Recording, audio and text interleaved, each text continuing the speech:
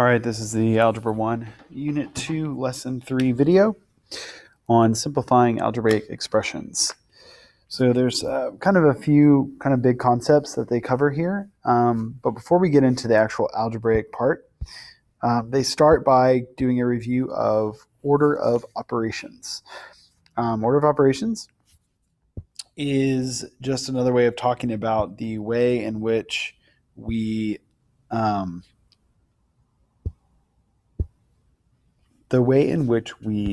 complete the work when we sit down to do a mathematical kind of calculation. So I'm going to write this down here. The kind of way we remember this is this little made-up word called PEMDAS. And PEMDAS, hopefully this is familiar to you, stands for parentheses. Oops.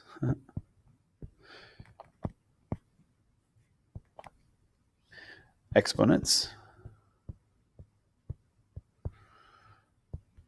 multiplication, division, addition, and subtraction. Oops. Subtraction. And so really what this is telling us is that the order we do things in a mathematical problem moves down or across, in a sense, parentheses, exponents, multiplication, division, addition, and subtraction. So I want to make a couple things clear about this, though. The first thing I want to make clear is that you don't actually do multiplication before division. You do all the multiplication and division through the problem together from left to right, and then addition and subtraction works the same way. So you do have to do the parentheses first, and within the parentheses, you need to do the same order that you would if it was not inside parentheses.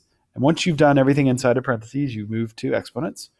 And then you move through the problem left to right, doing multiplication, division, and then move through the problem left to right, doing addition and subtraction. So let's look at an example of doing a problem with order of operations.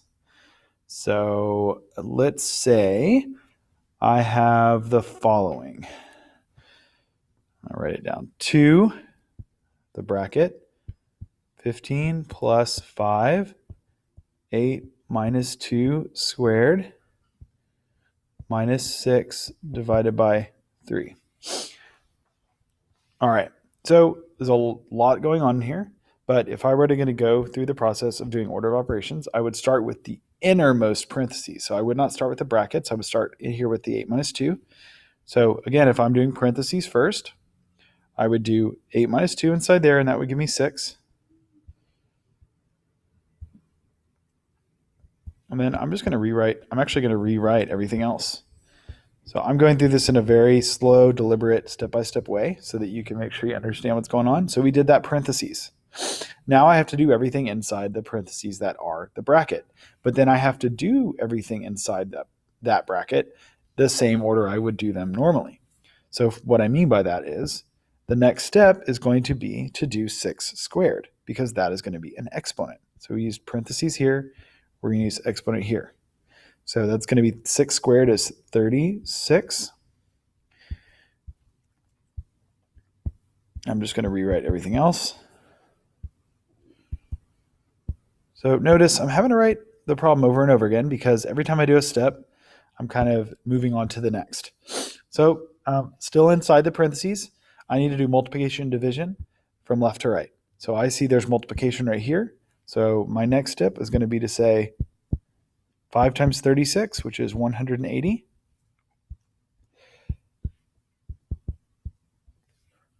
Then I continue working inside the parentheses. 15 plus 180 is 195.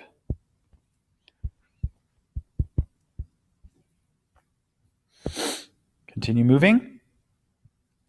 2 times 195 is 390. Oh, well, I should stop. Now I've gotten done with everything inside the parentheses, and now I move to exponents. There are no exponents, so I move on to multiplication and division. Again, going from left to right through the problem multiplication and division. Same thing with addition and subtraction. So I start here. 2 times 195 is the first multiplication I come to, and that gives me 390. Keep moving. There's a minus, but then I get to 6 divided by 3. 6 divided by 3 is division, so I'm doing that on this step. 6 divided by 3 is 2. And then I move through and do addition and multiplication through the problem. Addition and subtraction through the problem from left to right, and I'm left with the final answer of 388. Just grab that and move it down. There we go. And so you can see it takes a lot of steps in the process to do it this way. Now, you can do this in a calculator, but just realize that unless you type it in exactly, you might run into some trouble along the way. You can do the whole thing in one go, but I would recommend doing at least some of it step by step. Otherwise, you're likely to make mistakes. So looking at the lesson, they talk you through that. They even show you how to type it into a graphing calculator. We get down to the bottom, and we've got multiple problems of this type. Number 2, number 3, number 4, number 5. Again, working from the inside out in terms of parentheses, exponents, multiplication, division, addition, subtraction. Just be really careful. If you get the wrong answer, if you get an answer that's not one of the options, you probably made a mistake somewhere along the way. So just be aware of that. All right. So that's kind of the first main concept. Then there are some questions that are more vocabulary. So make sure that you use the vocabulary content in the lesson to answer those questions. There's a bunch at the top. And then there's some of that in bold throughout the lesson. So what they're really building towards is using these algebraic properties to kind of begin to work with multiplying, dividing, adding, and subtracting terms, algebraic terms. So I'm just going to kind of walk us through the types of questions that they have in the lesson so that you can kind of know what to do. And the first thing that they want to cover is what we call collecting like terms. Collect like terms. When they say collect like terms, they're talking about looking at an algebraic expression and finding any things that can be combined. So when we say that, this is what we mean. So I'm just going to make up an example for us to do together.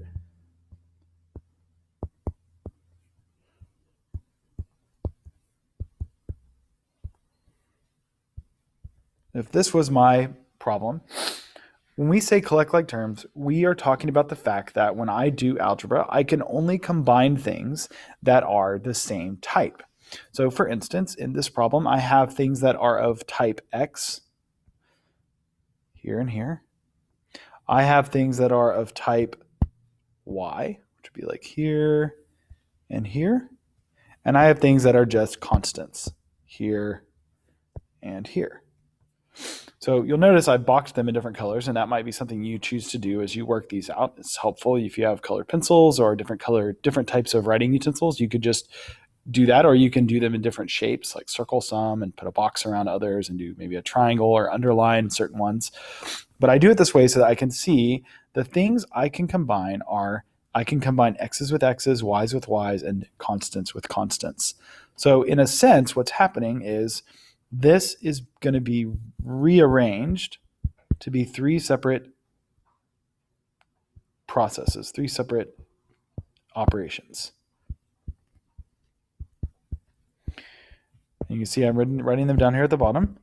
This is what we're doing. We're taking everything and we're kind of putting it in its place with things of its type so that we can combine all those things. So when I rewrite it like this, I now have 3 different operations that I have to complete. First one is 4x minus 2x. So this is like saying I have 4 apples, take away 2 apples. So the x is not going to be altered. The x ending is still going to be there, unless I cancel them out completely. 4 minus 2 is 2. That's where that's coming from. And then I look at the middle, minus 3y plus 8y. If you need to do the calculator for this, you go right ahead. You can do negative 3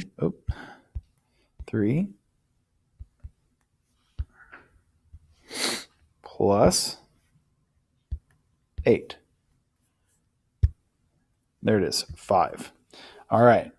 Now, you probably will know that, but just showing you can use the calculator, and it's 5y because I have a thing of type y. So I'm always going to keep the ending for the thing that I'm adding. And then 7 minus 3 is 4. And so this would be the final answer for this thing right up here at the top, where we had 6 terms, and now we've combined everything that can be combined into one expression where there's just one thing of each type. That's basically what you're doing in number 9. And then there is some variability from the rest of these problems. And I'm going to talk through some of the issues that you're going to run into and do some more examples. So let's say I had the following. 3x squared minus 4xy plus 2x minus x squared plus 6xy minus 8x. Okay, again, I'm looking to combine like terms. Let me move this over a little bit. Oops. Move this over. Yeah. All right. So let's look for things that are in common. I have x squareds, and I have an x squared right here. Notice that does not go with x because x squared is a different ending than x, so those are two separate values. I have 4xy and 6xy, and I have 2x and minus 8x. So again, I'm going to go through, I'm going to combine everything that can be combined. I have 3x squared minus x squared, we'll deal with that in a second, minus 4xy plus 6xy, and then plus 2x minus 8x. All right, so what can I do? Well, I have 3x squared minus x squared, so that becomes 3. A lot of people do that. They think that because I'm subtracting x squared, they kind of cancel each other out, but that's actually not what's happening, because really I have 3x squareds and I have 1x squared. So you need to understand that when a variable or any variable ending does not have a number in front of it, the number in front of it is 1. So really I have 3 minus 1, which is 2x squared. Minus 4xy plus 6xy minus 4 plus 6 is positive 2xy. Use your calculator if you need to. And then 2x minus 8x is minus 6x. Again, use your calculator. 2 minus 8 is negative 6. And then that is the final answer. All right, so that's very similar to what you have in number 12. So you need to find things that are the same, only things that are the same. For instance, that guy and that guy go together. AB, oh, there are no other ABs. A squared. And then we have this one, which doesn't have a pair either. So really there are some that do not have anything that go with. And so if that happens, you can't combine them with anything. All right, now let's talk about these examples where there are parentheses. Two main concepts here. The first one is what happens when I'm subtracting a group of numbers. So let's say I have 3x minus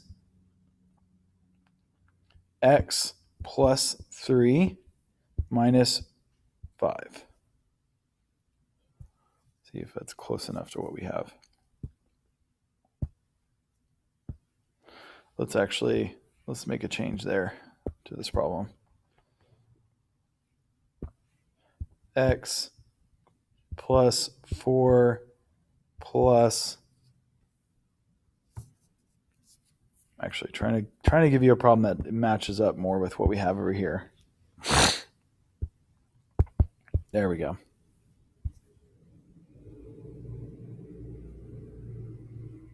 All right, so let's say this is what we have. Well, we've got an issue because we can't just start adding things, because this minus sign right here, this minus sign needs to be dealt with first. And that is because everything in this parentheses is being subtracted. Not only that, if I use order of operations, I actually need to deal with everything inside the parentheses first. So it's almost like I'm going to take that and I'm going to make it its own problem. So right now I have 1x plus 4 minus 5x. So if I were to go ahead and do order of operations, I would need to do 1x minus 5x, and I would end up with minus 4x. And that's me combining those two terms. The 4 stays the same. I still have everything else. So all I've done so far is just used order of operations to simplify everything in the parentheses. Now I need to deal with the fact that this whole parentheses is being multiplied by this negative right here. So that means that everything in there needs to be subtracted. So when I do that, it looks like this: minus 4 minus negative 4x. So I'll write that, but then we're gonna change it because this, we don't like this. It doesn't look good. We need to do something about that double negative. And when we do that, we actually end up with plus 4x minus 2 is still there. Now I'm ready to combine like terms. I have x's here and here. I have constants here and here. So I get 3x plus 4x is 7x. Negative 4 minus 2 is negative 6. And I've combined my like terms. So the key here is that when you subtract a parentheses, you have to subtract each part. And on top of that, you need to do any operations inside the parentheses first. That's going to apply to number 10. It's also going to apply to number 11. I won't do an example like this, but notice there is a 2 plus 6 right here. You need to complete the 2 plus 6 before you do the combining of like terms. So do that first, and then look for things that can be combined. All right. Number 12, we've already gone over something like that. Number 13 is kind of a weird, I would say almost a trick question, but I will just tell you, you need to rewrite this as 1/3 y to the third plus 4y to the third. So you can see these are like terms. This,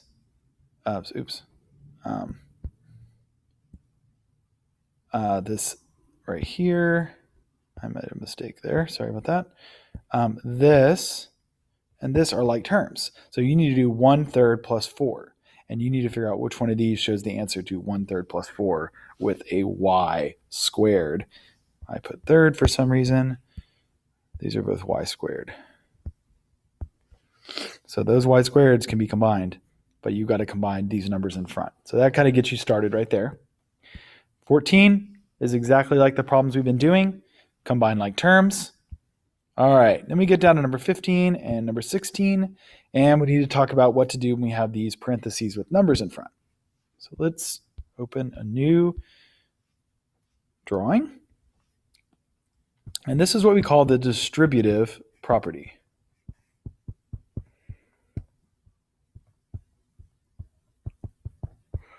The distributive property says that when I have a number inside parentheses, and there's a number outside on the edge of that parentheses that's being multiplied by that parentheses, I need to multiply everything inside the parentheses times the number in the front. So if I was looking at this problem, first thing I would need to do, doing multiplication, is to do 3 times x, which is 3x, and 3 times 2, which is 6. Then 2 times x, which is 2x, and 2 times 8, which is 16. So again, I have to do everything on the inside times everything on the outside. 3x and 2x, 6 plus 16. 3x plus 2x is 5x. And 6 plus 16 is 22, leaving me with 5x plus 22. Again, that last step is what we've been doing during this entire unit. So that's going to be like what you see in number 15. Number 16, you need to multiply 7 times everything. So the 7 gets multiplied times the 2, the 3, and the imaginary 1. That is right there. Notice that when you multiply a number times the parentheses, and there's already a coefficient inside. Let's talk about what that looks like. Say I have this, and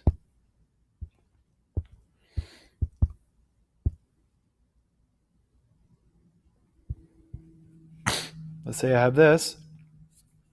When I go to multiply these, what's going to happen is the coefficients are going to be multiplied by the constant. So 2 times 4 makes 8x. The x is not changed by that multiplication. It's just like up here when we did 3 times x, it was 3 times 1x and 2 times 1x. 3 times 1 is 3, 2 times 1 is 2. We just multiplied times 1. Well, now there's a number here, so we have to do 2 times 4 to get 8x, and then 2 times 1 is 2. 3 times 2 is 6x, and 3 times 7 is 21. And notice that minus sign was part of the answer. Now I do combining like terms. I have 8x and 6x. Those have the same ending. I have plus 2 minus 21. 8x plus 6x is 14x. 2 minus 21 is minus 19. You can use your calculator for that if you need to, and that would be the final answer. That's what you're doing in number 15, number 16, and again in number 17. One note about this 3 needs to be multiplied by x squared, and by x, they both have a 1. You cannot combine x squared and x. You need to multiply them by that 3. And then you'll choose the correct answer there. So hopefully this was helpful. Please reach out to me if you have more questions about how to do these. I can work more examples. I can even help you work through some of the problems in the unit. But that is the end of this.